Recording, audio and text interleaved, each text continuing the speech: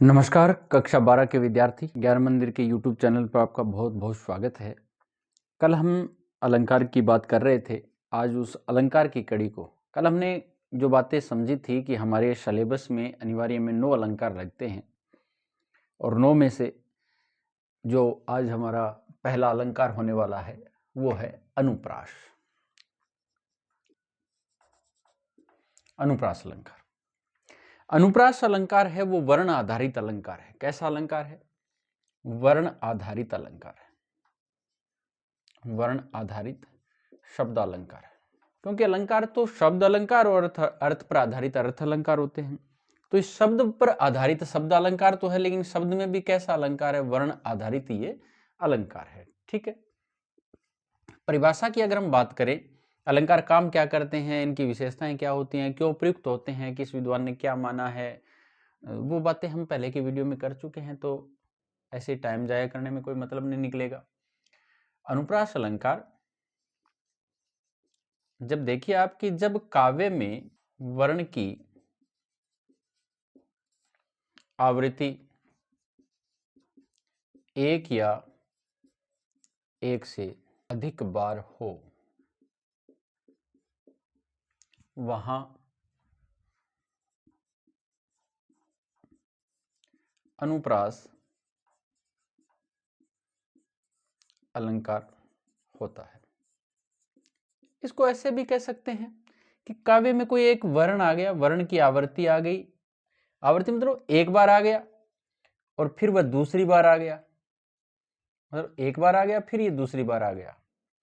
तो एक ही वर्ण दो बार आ गया, एक बार और एक बार, दो बार हो गया। लेकिन इसकी आवृत्ति कितनी बार हो गई? एक बार हो गई। तो वर्ण की आवृत्ति चाहे एक बार हो जाए या एक से अधिक बार हो जाए। एक से अधिक का मतलब एक बार तो हो गई, अब दूसरी बार, तीसरी बार, चौथी बार, कितनी बार हो जाए? 3, 4, 5, कितनी बार हो जाए? तो कितनी बार हो जाए, चाहे एक बार हो जाए चाहे एक से अधिक बार हो जाए, ऐसी स्थिति में वहां कौन सा अलंकार मानना चाहिए? अनुप्रास अलंकार मानना चाहिए। इसमें इसको हम दो भागों में बांट लेते हैं फिर बाद में कहानी को, कि एक बार हुई है कि एक से अधिक बार हुई है। तो इसी बात को, इस परिभाषा को हम दूसरे शब्दों में कैसे लिख सकते हैं कि जब काव्य में कोई वर्ण दो या दो से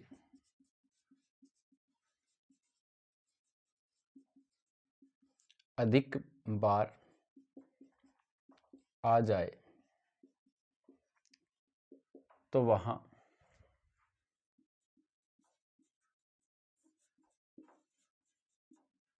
अनुप्रास अलंकार होता है। तब वहां पर कौन सा अलंकार होता है? अनुप्रास अलंकार होता है। जैसे कल हमने चर्चा की थी ना कि चंदू के चाचा ने चंदू की चाची को चांदनी चौक पर चांदी की चम्मच से चटनी चटाई। उस पंक्ति में ऐसा क्या था कि उसे बार बार दोहराए जा रहे हैं? कुछ नहीं था, केवल उसमें था अनुप्रास अलंकार, केवल उसमें था अनुप्रास अलंकार। उसमें थी चय वर्ण की आवृत्ति, उसमें है चय वर्ण की आवृत्ति, चय वर्ण का बार बार प्रयोग एक उसमें गूंज पैदा करता है, एक धुन पैदा करता है, एक लय पैदा करता है। क्या पैदा करता है? एक लय पैदा करता है। लय का मतलब एक राग पैदा करता है। ठीक है। और छंद जो है ना, आंतरिक लय तो उसको कहते हैं, आंतरिक लय है। छंद तो आंतरिक लय है, लेकिन बाहरी लय कौन पैदा करता है? अलंकार पैदा कर रहा है। ऐसा नहीं हो कि कोई वर्ण कहीं आ जाए, एक वर्ण मतलब चाहे इधर आ गया और फिर लास्ट में कहीं आ गया, तो ऐसा नहीं। एक कंटिन्यूटी बननी चाहिए उसकी, एक रिदम बनना चाहिए उसका, एक धुन पैदा होनी चाहिए उन वर्णों से, तब हम कहेंगे कि अनुप्रास है। जैसे वो तो वही बात हो गई कि यार 13 11 13 11 कर लो, गिन के लिख लो कोई भी वर्ण, और आप दुनिया के सामने कह दो कि ये दुआ छंद है, तो ऐसे दुआ थोड़ी हो जाएगा। ऐसे ही अगर दुआ हो जाता तो फिर हर कोई तुलसीदास हो जाता ना, फिर तो हर कोई बिहारी दास बन के घूमता, बिहारी लाल बनकर घूमता, फिर तो हर कोई रहीम बन जाता। ऐसा नहीं है, हर एक चीज की एक व्यवस्था होती है। जैसे उदाहरण देखिए,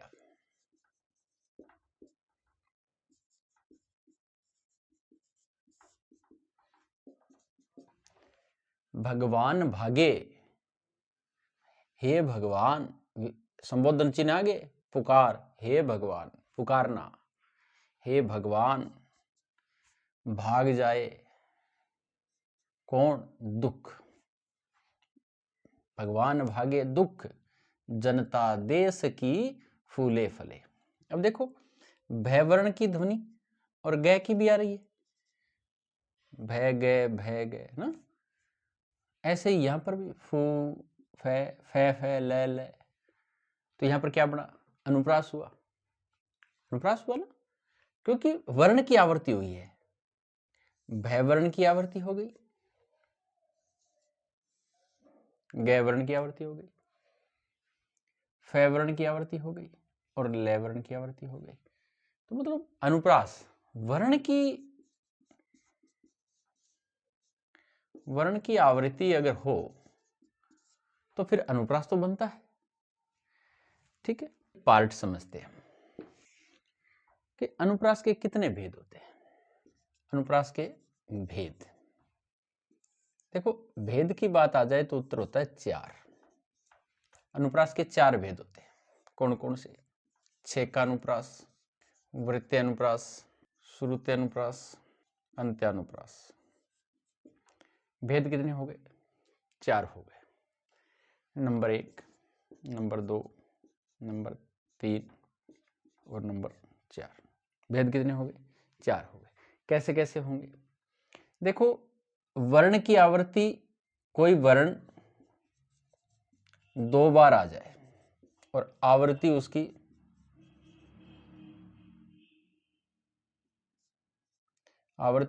एक बार हो जाए।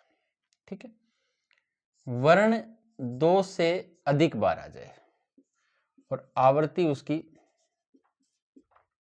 1 से अधिक बार हो जाए। अनुप्रास श्रुत्य कहां होगा, एक ही उच्चारण स्थान से उच्चरित वर्णों की आवृत्ति। ठीक है, कि कोई वर्ण कितनी बार आ गया, केवल 2 बार आ गया, तो कौन सा होगा, छेकानुप्रास, यानी वर्ण आवृत्ति कितनी बार होगी, 1 बार। अगर वही वर्ण 2 से अधिक बार आ गया तो हम उसको छेकानुप्रास नहीं कहकर क्या कहेंगे, वृत्त्यानुप्रास। 2 से अधिक बार आने का मतलब आवृत्ति 1 से अधिक बार हुई है। श्रुत्यानुप्रास, श्रुत्य मतलब सुनना, सुनने में एक जैसे वर्ण,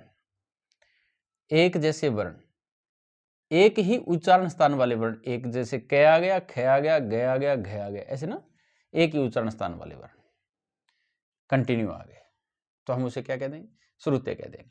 अंत्य अनुप्रास, अंत्य मतलब एक पंक्ति है, उसके लास्ट वाले पार्ट को देखना है, फिर दूसरी पंक्ति है, उसके लास्ट वाले पार्ट को देखना है।